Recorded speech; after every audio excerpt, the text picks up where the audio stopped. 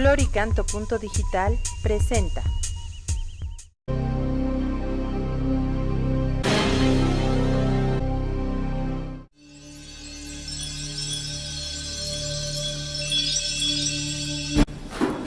Bueno, ¿alguna pregunta hasta aquí, jóvenes?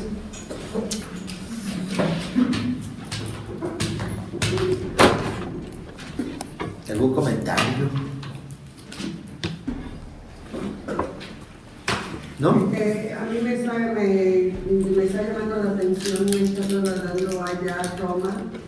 Nosotros conocemos cuando empezó la persecución nada más y ahorita cómo empezó, todo me está llamando la atención. Sí. De hecho, Roma es la ciudad que, bueno, desde Rómulo y Remo, que fue fundada allá en el 700, ¿qué? No me acuerdo, 700 y tantos antes de Cristo, que fue fundada Roma. Hasta la fecha, Roma ha sido una ciudad que ha estado siempre presente, con sus distintas etapas, pero la República, el Imperio, luego viene la época medieval, la renacentista, hasta la época de la Roma moderna. O sea, ha sido una ciudad que ha estado permanentemente ya por casi 3.000 años. Ay. Todavía, por ejemplo, los romanos hoy actualmente, todavía los romanos tienen sueños de grandeza imperial, pero la corrupción también, la mafia, que es la que pone en atraso a todos los pueblos. ¿Qué fue lo que hizo a Roma grande? La disciplina y la moral. Eso fue lo que a Roma lo hizo grande. O sea, un pueblo muy disciplinado cuando nacieron, cuando crecieron, cuando se desarrollaron. Un pueblo muy disciplinado. Y segundo, o sea, moralmente hablando, un pueblo con muy buenas costumbres. Y cuando Roma se empezó a corromper, fue cuando cayó el Imperio Romano. Y lo mismo le va a pasar a los Estados Unidos, lo mismo. La corrupción moral es el principio del fin de un imperio. Todos los imperios todos han caído y han caído por eso, por la corrupción moral. Ahorita, por ejemplo, ¿quién puede pelear contra los Estados Unidos? No hay. A nivel mundial no hay otro pueblo que pueda pelear en contra de ellos. Pero no va a caer militarmente. Va a caer. Bueno, sí va a caer militarmente cuando esté muy debilitado. Pero la primera caída va a ser una caída moral. Y ya, los Estados Unidos ya lo estamos viendo que han empezado a ir para allá. Y claro, al caer los Estados Unidos va a ser como una estatua, ¿no? A México nos puede la matar. Claro. Aunque no haya guerra aquí, pues nosotros ¿qué armas tenemos? Las cuernos de chivo son el armamento más poderoso, es el de los narcos, más que el de la milicia. Pero bueno, ese es otro tema. ¿Qué aportó Roma al mundo? Bueno, hubo muchas cosas que aportó Roma al mundo, pero de las más significativas, bueno, pues el derecho. Todavía, hoy día todavía, la base del derecho moderno es el derecho romano. ¿El derecho Romano. No sé si hay aquí algún abogado.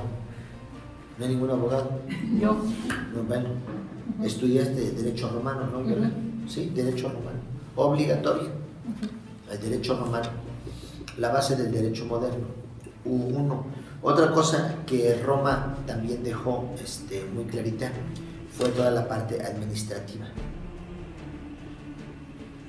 Ya ven que Roma estaba muy bien dividida estaba muy bien cobrada, ¿verdad? Con todos los reportes habidos y por haber. Y todos los impuestos. Todos los impuestos. Otra cosa que Roma aportó al mundo fueron las instituciones. Las instituciones, y bueno, destacando precisamente la institución familiar. Que quiero decirles que la familia como nosotros la conocemos ahora, padre, madre, hijos, no es la primera vez en la historia que entra en crisis, ¿eh? No, ojalá que fuera la primera. Nosotros estamos todos espantados porque está en crisis la familia. No es la primera vez que está en crisis a nivel mundial. No es la primera vez. Muchas veces ha entrado. Pero es que no. El mundo ha visto que no se puede de otro modo. Y aunque entre en crisis, vuelve otra vez. Bueno, en las instituciones, entonces, en Roma, las instituciones, la administración y el derecho son cosas que ellos aportaron al mundo. Todo esto enmarcado en una muy buena moral y un alto disciplina. Y así es que mira, el éxito a nivel individual y a nivel social es la disciplina. La disciplina.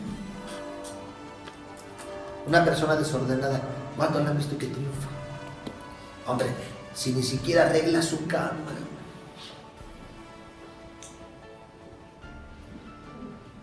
si ni siquiera bolea sus zapatos, ¿cómo va a ser una persona triunfadora? Pues no.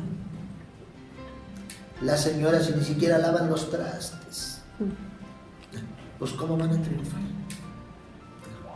Si allí en el fregadero ahí está el altero de trastes todo el día, pues ¿cómo van a triunfar? La disciplina, el orden. Bueno,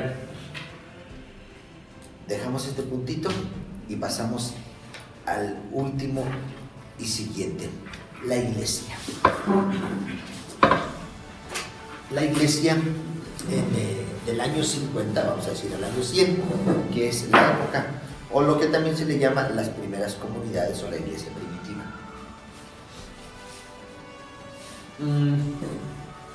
Podemos ver nosotros como 3 oleadas evangelizadoras, así se me ocurrió ponerle 3 oleadas evangelizadoras. Claro, después de Jesús. La primera oleada evangelizadora fue la de los apóstoles. Seréis mis testigos en Jerusalén, en Samaria y hasta los confines del orbe. Entonces, la primera oleada evangelizadora es la de los apóstoles, aquellos que conocieron a Jesús de primera mano, es decir, los 12. Fue la primera oleada evangelizadora. Ellos predican y van formando muchas comunidades a lo largo de todo el Imperio Romano. Primera oleada evangelizadora. La segunda oleada es por los sucesores de los apóstoles. Es decir, los apóstoles empiezan a morir y entonces es necesaria alguien que los sustituya, y entonces viene una oleada evangelizadora por los sucesores de los apóstoles, es decir, por Timoteo, Tito, Lucas, Juan, todos los discípulos de los apóstoles, es decir, los de la segunda generación, hacen una segunda oleada evangelizadora muy fuerte, ¿no? ¿Se acuerdan, no? Lo que les dije hace ratito. ¿Qué hago con los cristianos? Se han multiplicado como plaga. Esa es la oleada, la segunda oleada evangelizadora, a donde los cristianos llegan a todos los rincones del Imperio Romano. Tercera oleada, la tercera oleada evangelizadora así fuerte, es lo que nosotros llamamos la época patrística, la época de los padres de la iglesia, estos pilares de la iglesia, que fíjense que en su gran mayoría los padres de la iglesia eran abogados. O sea, eran gente bien estudiada del imperio romano. O sea, eran médicos, eran literatos. O sea, era gente muy preparada. Porque ellos se propusieron defender el cristianismo con la pluma. Con la pluma. Y se enfrentaron a los filósofos con la pluma. Y se enfrentaron a los teólogos con la pluma. Y se enfrentaron a los mitos con la pluma. Y se enfrentaron con la pluma. Claro, muchos de ellos tuvieron que morir, pero sin embargo, la formación de los cristianos por medio de la reflexión y de la teología y de la pluma, esta fue una tercera oleada evangelizadora, muy fuerte. ¿Qué es lo que nosotros tenemos en estos 50 primeros años? Les decía que el primer efecto, el primer efecto fue la persecución. La persecución. Vean ustedes ahí su Biblia. Voy a tomar varias citas de la carta a los Hebreos.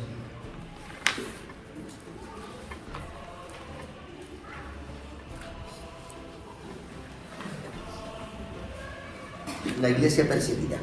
Una iglesia perseguida, Hebreos 10:32. Hebreos 10:32. Dice: traed a la memoria los días pasados, en que después de ser iluminados, es decir, después de ser bautizados, hubisteis de soportar un duro y doloroso combate. O sea, duro y doloroso combate. Después del bautismo, dice, unas veces expuestos públicamente a ultrajes y tribulaciones, otras haciendo solidarios de los que así eran tratados, pues compartisteis los sufrimientos de los encarcelados y os dejasteis despojar con alegría de vuestros bienes, conscientes de que poseíais una riqueza mejor y más duradera.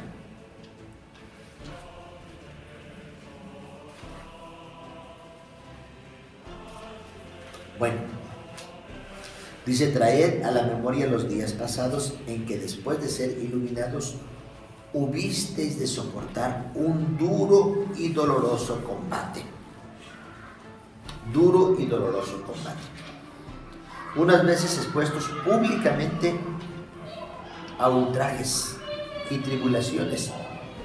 De hecho, el juicio en contra de los cristianos era muy sencillo. Los cristianos se llevan a lugares públicos como puede ser la curia romana, puede ser la plaza pública, puede ser el anfiteatro, puede ser el teatro o puede ser el circo. Y es muy fácil el juicio. ¿Eres cristiano? Sí. ¿Renuncias a Jesús? Sí, renuncio. Eres un hombre libre. No hay ningún delito que perseguir. Nada. Dos preguntas. ¿Eres cristiano? Sí.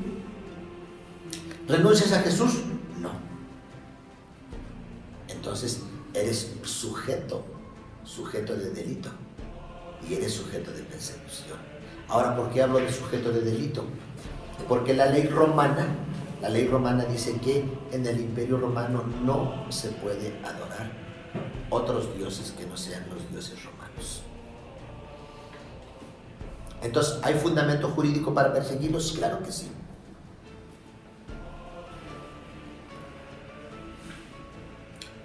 Ahora, ¿cuál es la consecuencia? La consecuencia de un cristiano, que no renuncia a su fe, la consecuencia es dura. ¿Renuncias? No. Dice, bueno, entonces vas a tener que ir a la cárcel. A la cárcel. ¿No renuncias? No, no renuncio. Dice, entonces vas a sufrir el despojo. despojo de tus bienes, o sea, se le quitaban todos los bienes. ¿Renuncias? No, no renuncio. Dice, entonces vas a tener que ser el destierro. El destierro. ¿No renuncias? No, no renuncio. Dice, entonces, la muerte. Entonces, la muerte.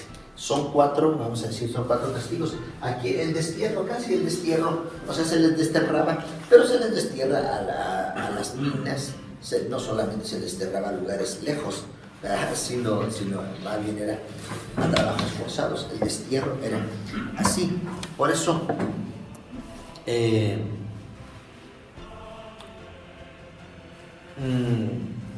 eso, dice aquí la carta a los Hebreos, dice, verso 33, unas veces expuestos públicamente a ultrajes y tribulaciones, otras haciéndoos solidarios de los que así eran tratados,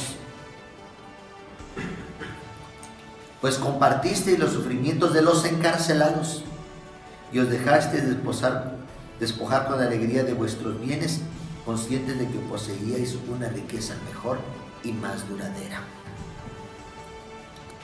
Entonces, fueron varias comunidades cristianas que sufrieron la persecución. No solamente Roma, ¿no? Sino muchas comunidades cristianas. Recuérdense como a San Ignacio de Antioquía. Hombre, desde Roma lo fueron a traer hasta Antioquía. A Policarpo de Esmirna, desde Roma lo fueron a buscar hasta Esmirna, un viejito. Dice que cuando encontraron a Policarpo de Esmirna, pues él era el obispo de ahí, ¿no? De la comunidad, dice, era un viejito de 80 años.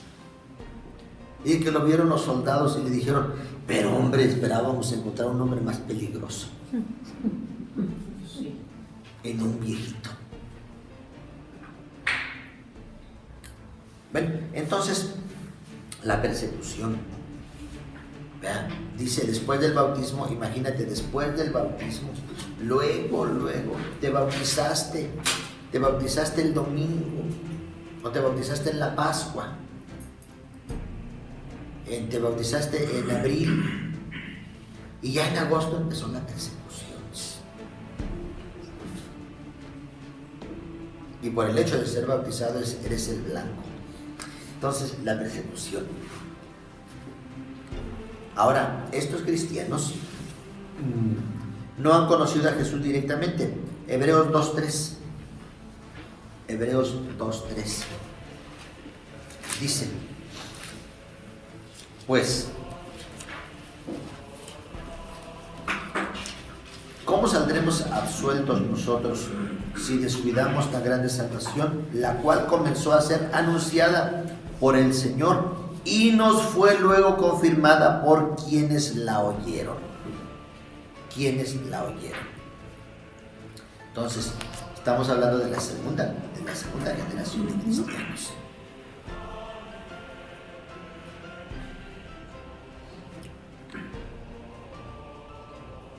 Hebreos 5.12.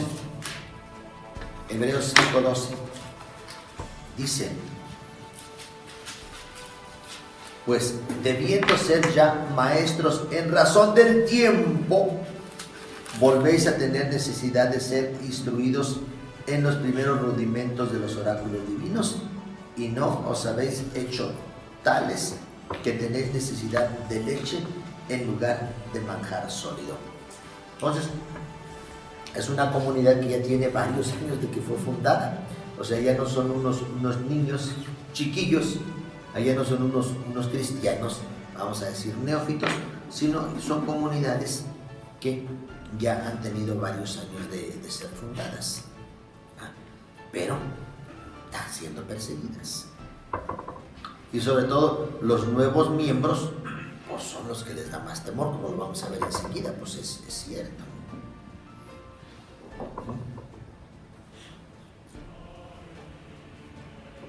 Puede venir el desánimo, Hebreos 12:3.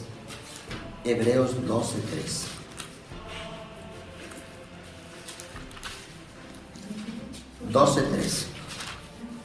Dice, fijos en aquel que soportó tal contradicción de parte de los pecadores, para que no desfallezcáis faltos de ánimo. No desfallezcáis faltos de ánimo.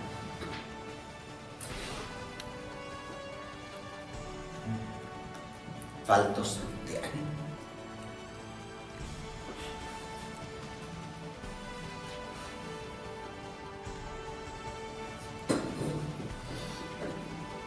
Entonces, ciertamente la persecución, ¿verdad? Pues oigan, es que eso no está nada sencillo, ¿verdad? Ha provocado en los cristianos, sí, efectivamente, la pérdida del ánimo por la persecución. Pues es que está en juego la vida.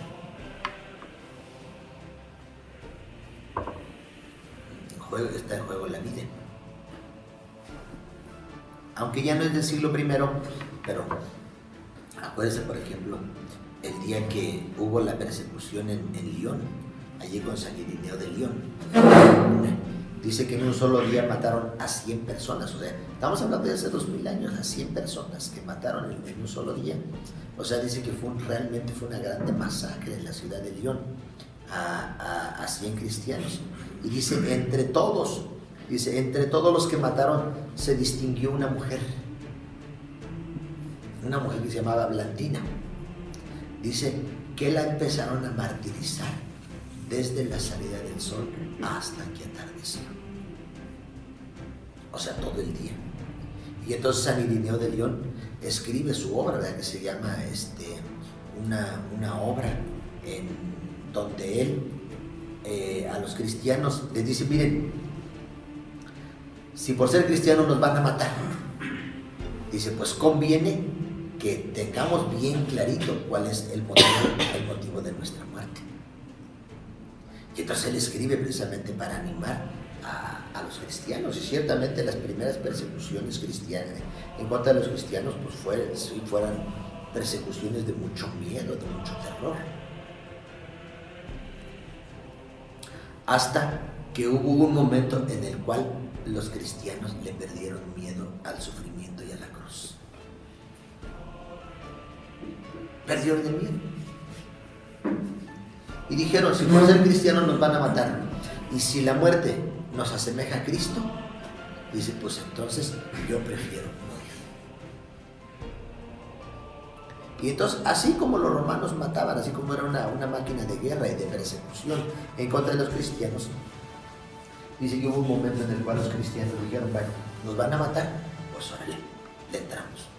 Y llegaban a la comandancia de policía y decían, ustedes andan persiguiendo cristianos, ¿sí? Para matarlos, pues yo soy cristiano y estoy matando. Y al ratito llegaba otro, y al ratito otro, y al ratito otro. Roma tuvo que ceder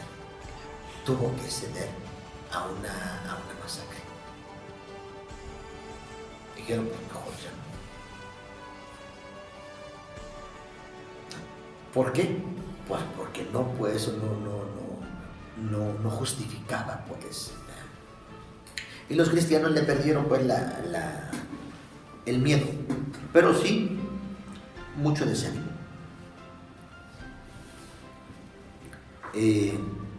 Muchas veces las comunidades cristianas no tenían un buen nivel espiritual. Hebreos 5:11 de Hebreos.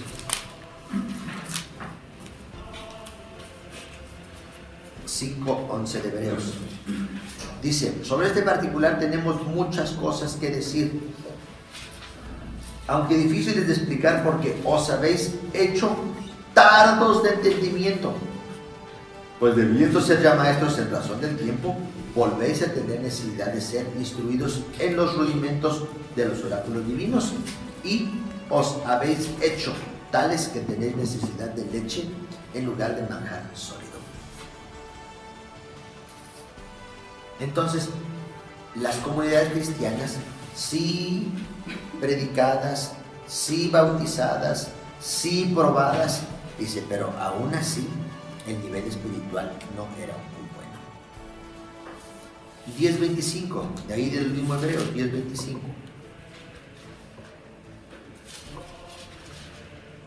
Sin abandonar, dice, vuestras propias asambleas, como algunos acostumbran hacerlo. Antes bien, animándoos tanto más cuanto que veis que se acerca ya el día. Fíjense que este verso a mí se me hace realmente muy curioso, muy ilustrativo. Dice, animándoos, dice, unos a otros. Dice, porque hay algunos que abandonan nuestras asambleas, es decir, no van a misa. Y van a decir ustedes, ¿dónde hemos oído eso? ¿Dónde? ¿Verdad que no van a misa? Bueno, si ya desde la época, desde el siglo I, había algunos cristianos que perdían el ánimo, a lo mejor por la persecución, por lo que ustedes quieran, y ya no iban a misa. Y la carta a los Hebreos dice, anímense unos a otros para no abandonar nuestras asambleas, para no dejar la misa. Es como cuando dicen las mamás, ay, ¿qué hago con mis hijos que no quieren ir a misa? Pues ánimo, animándoos unos a otros y no dejen. Y no dejen, pues sí, se oye re fácil, ¿verdad? Bueno, y luego otro tema aquí, miren, bastante fruto de la persecución. Otro tema bien duro en las comunidades cristianas del primer siglo es la apostasía. La apostasía. Hebreos 6:4. Hebreos 6:4. 6:4 de Hebreos. Dice, porque es imposible que cuantos fueron una vez iluminados, o sea, bautizados, gustaron el don celestial, es decir, la Eucaristía, y fueron hechos partícipes del Espíritu Santo, la confirmación, saborearon los bienes, saborearon las buenas nuevas de Dios y los prodigios del mundo futuro, es decir, la predicación apostólica, la catequesis, y a pesar de todo cayeron. Y no, pero fíjense lo que viene enseguida, tremendo. Dice, y a pesar de todo cayeron, se renueven otra vez mediante la penitencia, pues crucificaron por su parte de nuevo al Hijo de Dios y lo exponen a pública infamia. Porque la tierra, que recibe frecuentes lluvias y produce buena vegetación para que los que la cultivan participan de la bendición de Dios, dice, por el contrario, al que produce espinas y abrojos es desechada y cerca está la maldición y terminada para ser quemada. Pero el verso 4 dice, porque es imposible que cuantos fueron una vez iluminados, gustaron el don celestial y fueron hechos partícipes del Espíritu Santo, saborearon las buenas nuevas de Dios y los prodigios del mundo futuro, y a pesar de todo cayeron. Dice, es imposible que se renueven otra vez. La carta a los Hebreos dice, es imposible.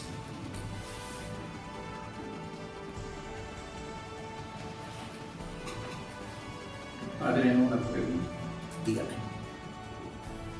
¿Esto que estamos escuchando en esta carta es exclusivo para los judíos o a un sector de los judíos? No, es para los católicos. Es para los católicos. Es para la iglesia del primer siglo y para la iglesia de todos los siglos.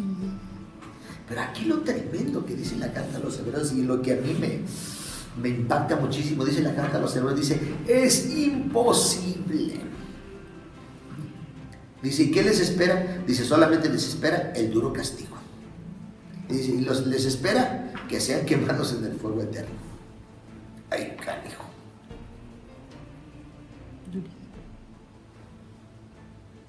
Dice, ¿por qué? Dice, porque si fueron bautizados, fueron confirmados, comulgaron, dice, y aún así renegaron de Jesús. Es como si dijéramos ahora,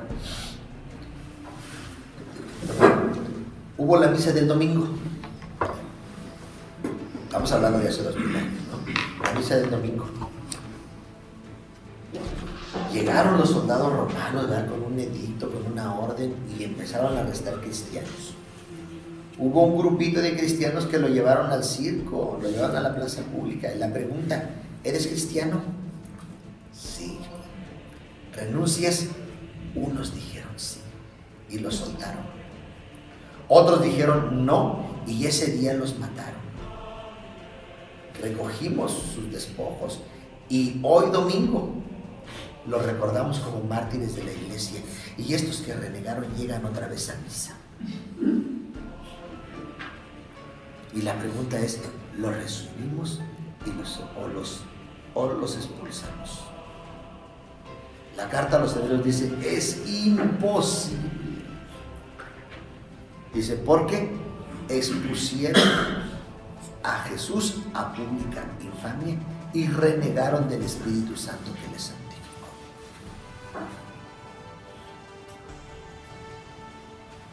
Un dilema de vida, totalmente un dilema de vida. Ahora lo traduzco al día de hoy. Fueron a misa de bautismo, terminaron la misa, bautizaron al niño, y terminando la misa, los compadres van y se emborrachan.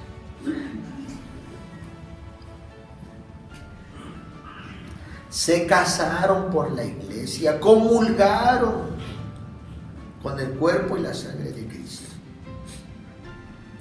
Se fueron a la boda y terminó en una borrachera. ¿Hay coherencia allí? Dice la carta a los hebreos, es imposible. ¿Por qué? Porque es dolo. Ya saben que el dolo al delito le agrega una cosa más, que es el dolo. Tremendo. Vamos a ver otra cita. Yo estoy seguro que están pensando, ay, ¿para qué venimos? 10:26. 10:26 de Hebreos.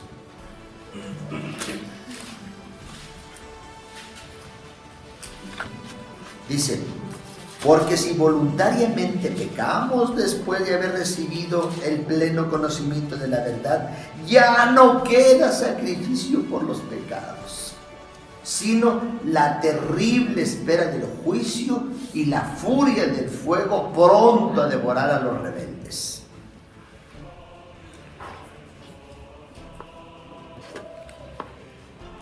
Ay, no sé si con estas cosas a uno le queden ganas de hacer un pecado. Y continúa diciendo verso 26. Verso 27 dice, 28 dice, si alguno viola la ley de Moisés es condenado a muerte sin compasión por la declaración de 2 o 3 testigos.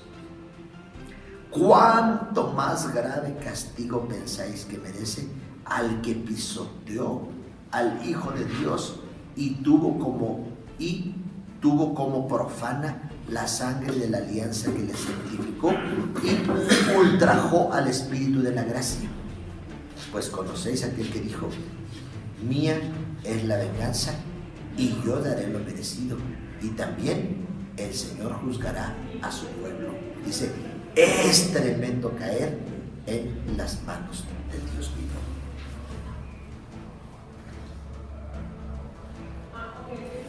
Ay, pues echémonos eso a nuestro morral. Ciertamente es de hace 2000 años, pero es actual precisamente para el día de hoy.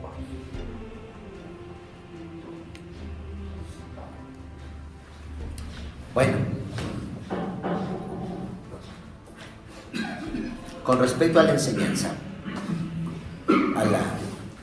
con respecto a la enseñanza, estamos hablando en la iglesia, ¿se acuerdan? Estamos hablando pues en la iglesia más o menos de la segunda mitad del siglo I.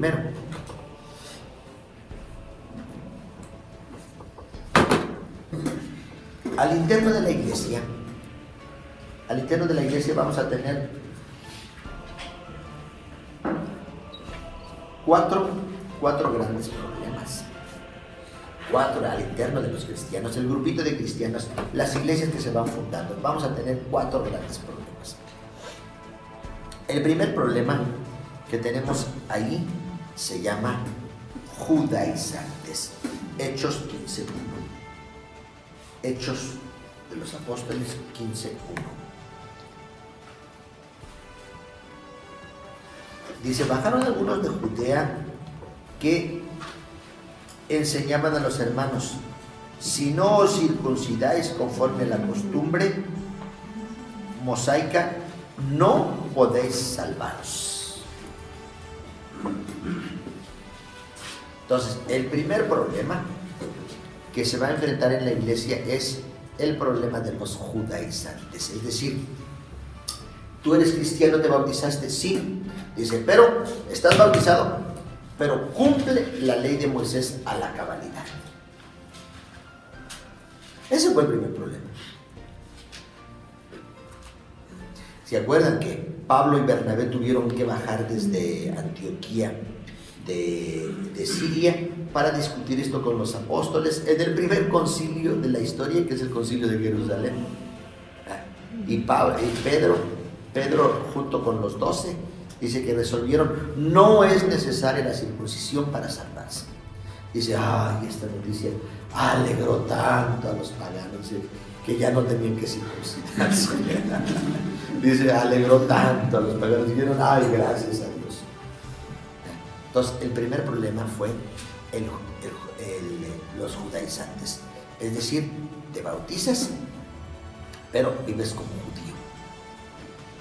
Y Pedro y los 12 dicen, no es necesario vivir como judío. Sí. Pero ¿quién propugnaba esa creencia? Un grupito de bautizados que vivían en la ciudad de Jerusalén, de bautizados al principio todos eran judíos, ¿no? Entonces un grupito de judíos que dijeron, no, sí creemos en Jesús, sí nos bautizamos, sí, pero de todos modos hay que vivir la ley de Moisés. De todos modos hay que cumplir la ley de Moisés. O sea, yo creo en Jesús, creo que murió y resucitó, creo que Él es el Salvador, me bautizo, pero además hay que cumplir la ley de Moisés. Ese fue el primer problema. Y Pedro y los 12 dicen, no es necesario cumplir la ley de Moisés. ¿Por qué? Porque ya tenemos una nueva ley y esa nueva ley se llama el amor. Bueno, vamos a ver ahí en los Hebreos. Hebreos 13:9. Hebreos 13:9. 13:9 de Hebreos.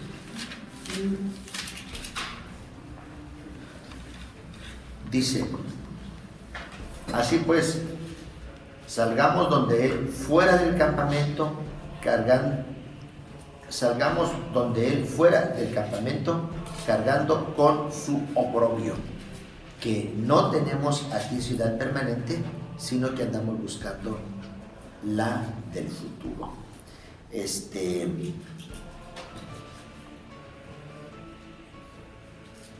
Dijo 13:9. No, estoy leyendo mal, sí.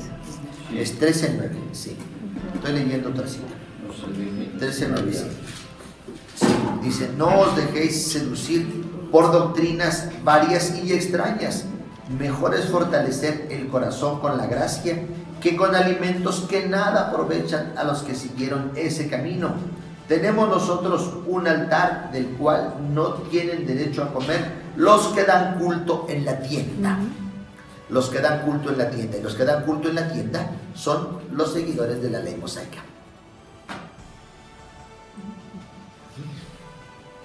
Entonces hace una referencia pues a la ley mosaica. Y fíjense que este grupito de judaizantes, así se les llamaba los judaizantes, es decir, judíos convertidos al cristianismo, pero sin abandonar las prácticas judías, se les llamaba judaizantes.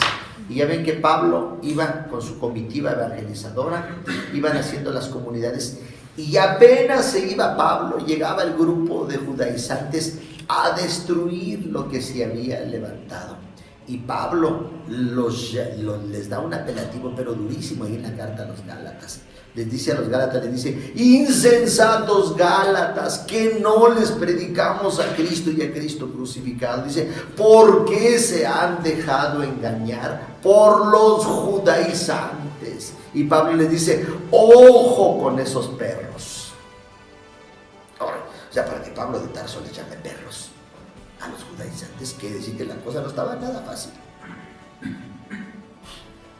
Y les dice: miren Gálatas, les dice Pablo, bueno, lean ahí la carta a los Gálatas, les dice: miren Gálatas, dice, si viene un hombre, un ángel, a predicarles un evangelio distinto, sea anatema.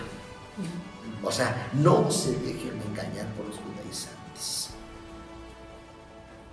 Ese fue un primer problema que tuvieron en la iglesia, pero bien fuerte, el tema de los judaizantes. Segundo problema, los gnósticos. Los gnósticos. El gnosticismo. Bueno, los judaizantes eran judíos, ¿no? Venido del judaísmo, pero estos son griegos. Los vamos a decir, son de cultura griega. Y el gnosticismo, ya ven que los gnósticos, para llegar a ser gnóstico, tenían que pasar por un proceso muy grande. Era un proceso de iluminación y todo eso, ¿no? Un proceso de discernimiento, y luego tenían ritos de iniciación, etcétera, etcétera, que después les sirvieron al cristianismo todos esos ritos para poder hacer el catecumenado, ¿eh? O sea, no también los gnósticos no eran cualquier soncera, no. Y ellos hablaban de una sabiduría inspirada. Y es, por ejemplo, el tema que aparece en la carta de Santiago. Ya ven que Santiago habla de la sabiduría verdadera y de la sabiduría diabólica. Y precisamente lo que está detrás es el tema de los gnósticos.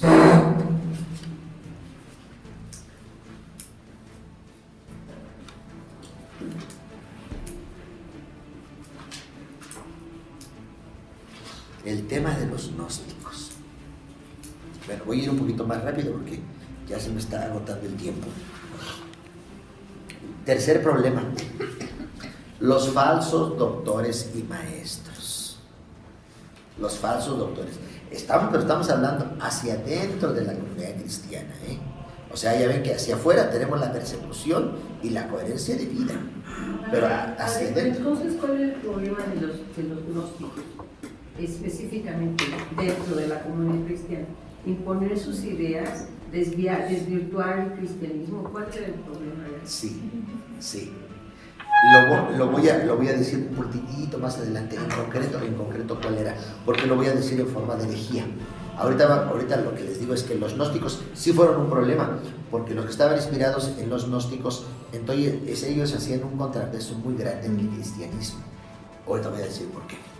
Más adelantito. Entonces, los gnósticos. Y ahorita los cito solamente en cuanto al problema de la sabiduría, porque gnosis quiere decir conocimiento. Entonces, ellos hablaban de un conocimiento verdadero al cual se llegaba a través de una iniciación y una serie de ritos, etcétera, etcétera. Y entonces quisieron hacer entrar el cristianismo en este sistema gnóstico. Bueno, tercero, los falsos doctores. Judas, carta de Judas 5. Judas 5 al 10. Miren nada más aquí los falsos doctores. Adentro de la comunidad cristiana dice: quiero recordaros a vosotros que ya habéis aprendido todo esto de una vez para siempre, que el Señor, habiendo librado al pueblo de la tierra de Egipto, destruyó después a los que no creyeron, y además que a los ángeles que no mantuvieron su dignidad, sino que abandonaron su propia morada, los tiene guardados con ligaduras eternas bajo tinieblas para el juicio del gran día. Y lo mismo Sodoma y Gomorra y las ciudades vecinas, que como ellos fornicaron y se fueron tras una carne diferente, padeciendo la pena de un fuego eterno, sirve de ejemplo. Y luego dice: igualmente estos, ¿quiénes? Los falsos doctores. Dice que a pesar de todo, alucinados de sus delirios, mancharon la carne, despreciaron el señorío e injuriaron las glorias. En cambio, el arcángel Miguel, cuando altercaba con el diablo, disputándose el cuerpo de Moisés, no se atrevió a pronunciar contra él juicio injurioso, sino que dijo: que te castigue el Señor. Por estas injurias, los que ignoran y se corrompen en las cosas que, como animales irracionales, conocen por instinto. Y sigue, ¡ay de ellos! Porque han ido por el camino de Caín y por un salario se han abandonado al descarrío de Balaam, y ya han perecido en la rebelión de Coré. Estos son una mancha cuando banquetean desvergonzadamente en vuestros ágapes y se apacientan a sí mismos. Son nubes sin aguas zarandeadas por el viento, árboles de otoño sin fruto, 2 veces muertos, arrancados de raíz. Son olas salvajes del mar que echan la espuma de su propia vergüenza, estrellas errantes a quienes está reservada la oscuridad de las tinieblas para siempre. Enoc, el 7º después de Adán, profetizó ya sobre ellos. Mirad que el Señor ha venido con sus santas miriadas para realizar el juicio contra todos y dejar convictos a todos los impíos y a todas las obras de impunidad que realizaron y a todas las palabras duras que hablaron contra él los pecadores impíos. Estos son unos murmuradores, descontentos de su suerte, que viven según sus pasiones, cuya boca dice palabras altisonantes que adulan por interés.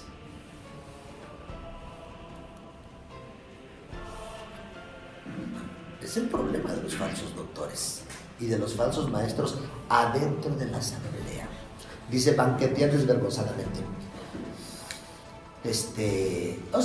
Vamos a decir, banquetean, son líderes de la comunidad, banquetean, comen, se emborrachan, adulan, palabras altisonantes, etcétera, etcétera.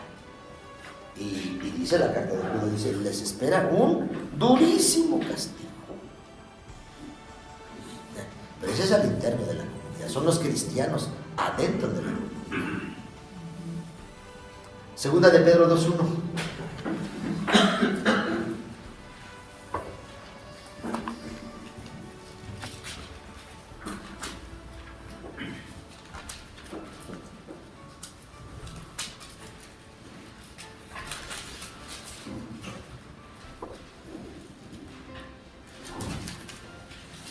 Segunda de Pedro 2:1.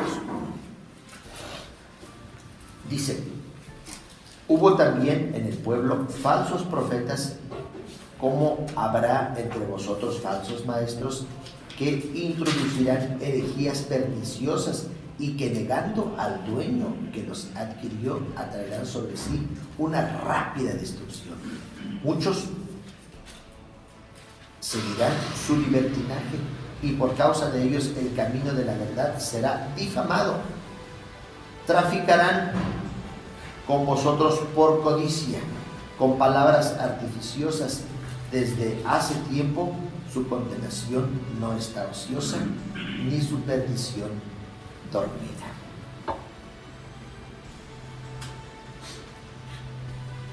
Y luego el 3.1, ahí, perdón, el 3.3.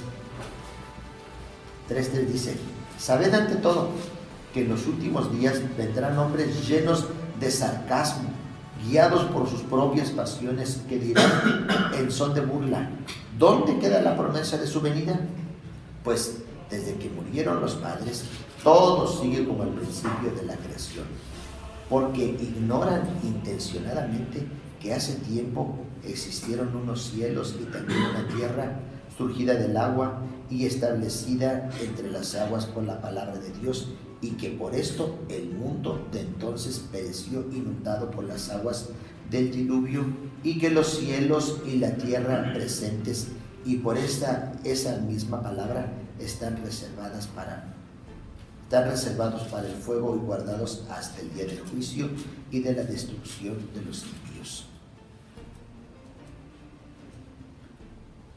Mas una cosa no podéis ignorar, queridos, que ante el Señor un día es como 1000 años y 1000 años es un día. No se retrasa el Señor en el cumplimiento de la promesa, como algunos la suponen, sino que usa de paciencia con nosotros, no queriendo que algunos perezcan, sino que todos lleguen a la conversión. El día del Señor llegará como un ladrón. En aquel día los cielos con ruido estremecedor se desharán, los elementos abrasados se disolverán y la tierra, en cuanto ella encierra, se consumirá. Bueno, hay unos, entonces, al interno de la comunidad, hay algunos que enseñan cosas no adecuadas, cosas desde luego de orden doctrinal, como es la fe en Jesús, y de orden moral. Entonces la enseñanza que ellos hacen es doble, de orden doctrinal y de orden moral.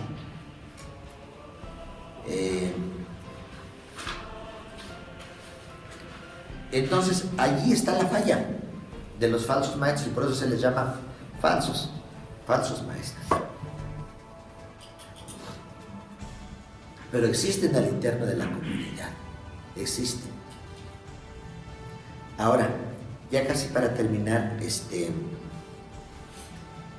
en la comunidad cristiana, o sea, tenemos el problema de los judaizantes, los gnósticos, los falsos doctores o falsos maestros que enseñan en la comunidad. Es como diríamos ahora, son catequistas malos, que enseñan errores de doctrina. Y el principal error es que Jesús no es Dios, es que se aparten de Él, etcétera, etcétera.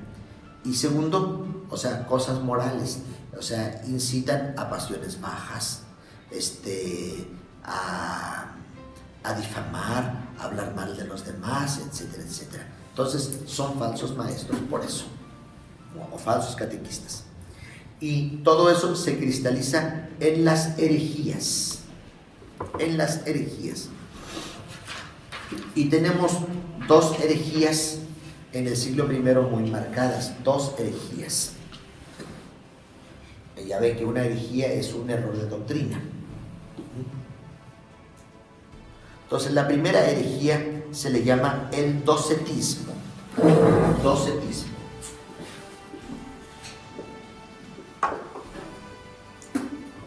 El docetismo. ¿Qué cosa es el docetismo? La palabra docetismo viene de una palabra griega dokein, que significa aparecer. Entonces, ¿en qué consiste la herejía? La herejía consiste en que Jesús, Él apareció como hombre, tenía una apariencia de hombre, pero no era hombre. Es como si dijéramos, es como que si hubiera sido un fantasma, un espíritu así, ¿verdad? Dice, apareció como hombre, pero en realidad no era hombre. ¿Y por qué es una herejía?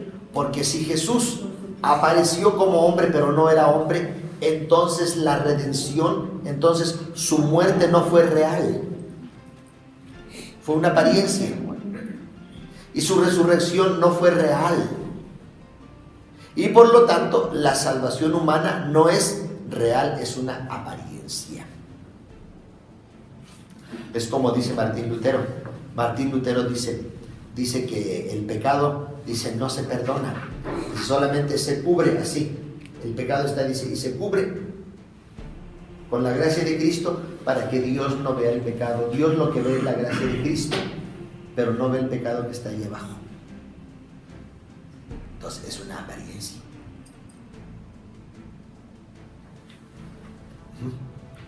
Entonces el docetismo, Jesús fue algo aparente, no fue algo real.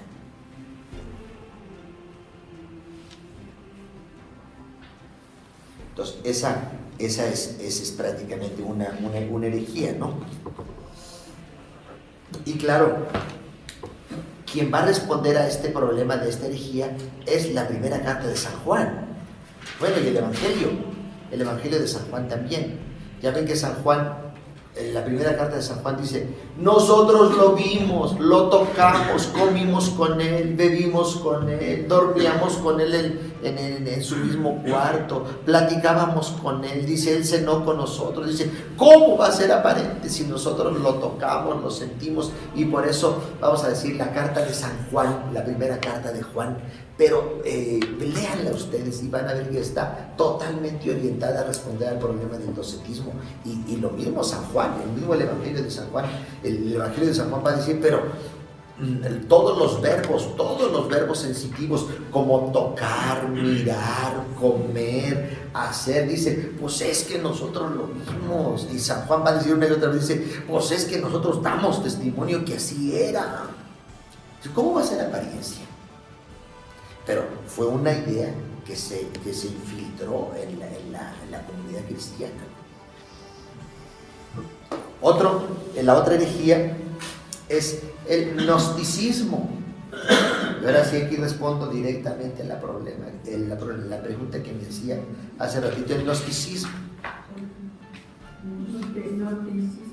El gnosticismo, sí.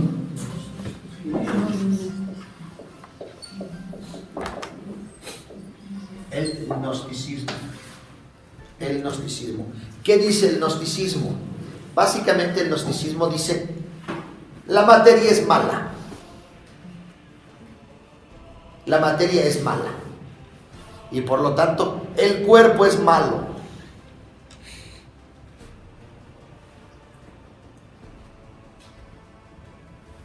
Y por lo tanto, los gnósticos dicen, como la materia es mala, Jesús no se pudo haber encarnado.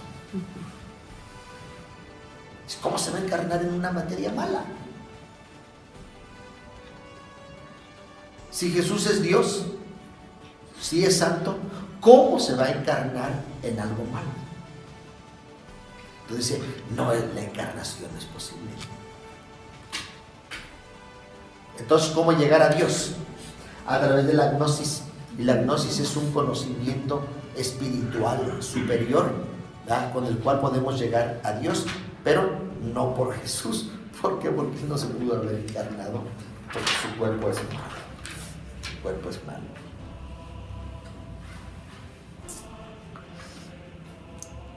Solución. ¿Cómo enfrentar todo esto?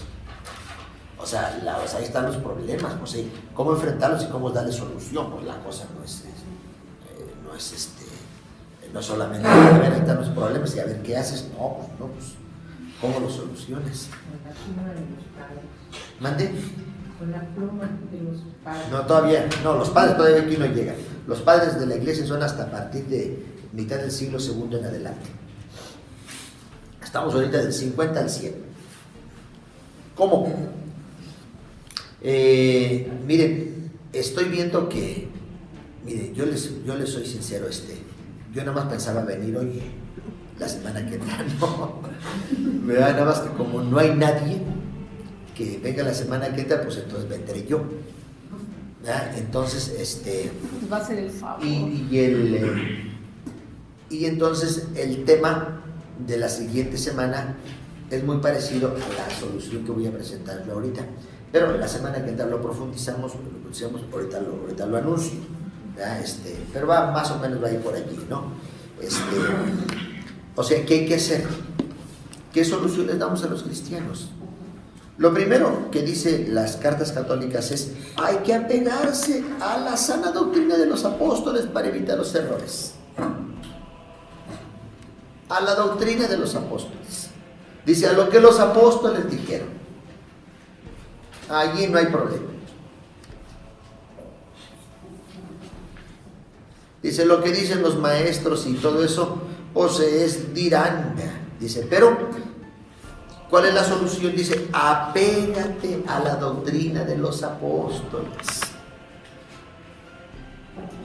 ¿A poco no decimos nosotros en el credo?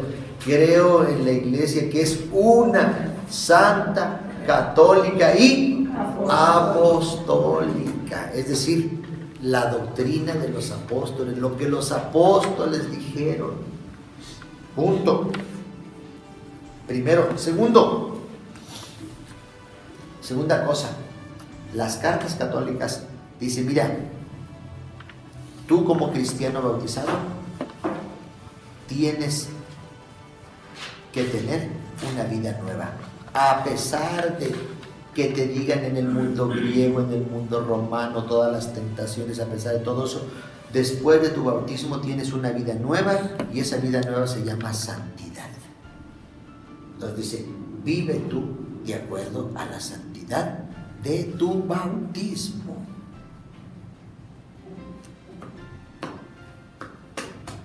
Tercero,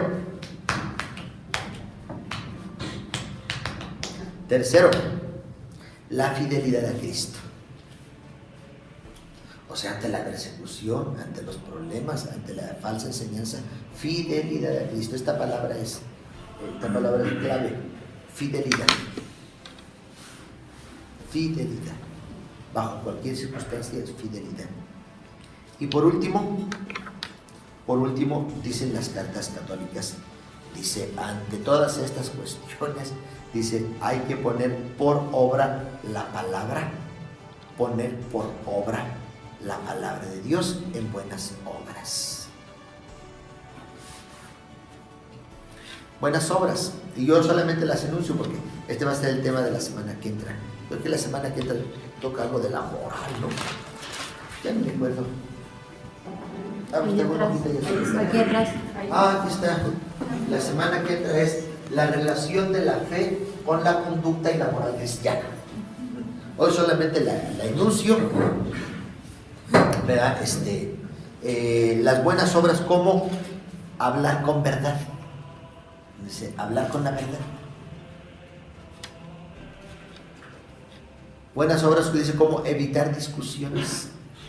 Ay, eso de andarse peleando.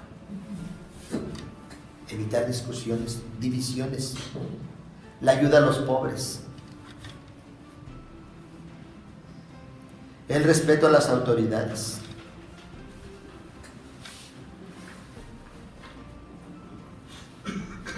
Las advertencias a los ricos.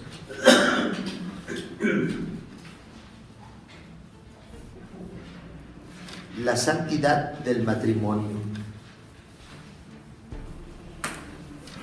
Bueno, eso es lo que vamos a ver, pues nada más lo anuncio así en general, pero la semana que entra tendré que profundizarlo, porque se trata de la moral cristiana. Es decir, frente al mundo griego romano, frente al mundo judío, frente a la cultura, frente a la persecución, ¿qué tenemos que hacer? Dice: hay que responder con un estilo de vida cristiano. Bueno.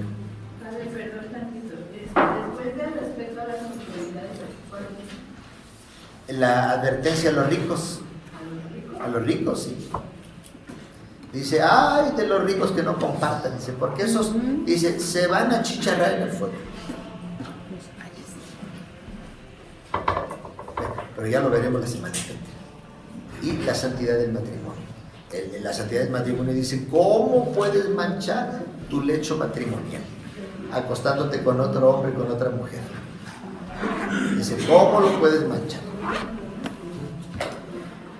Bueno, pues ahora sí dice el dicho latino, consumatum est. Bueno, pues muchas gracias y nos vemos la semana que viene.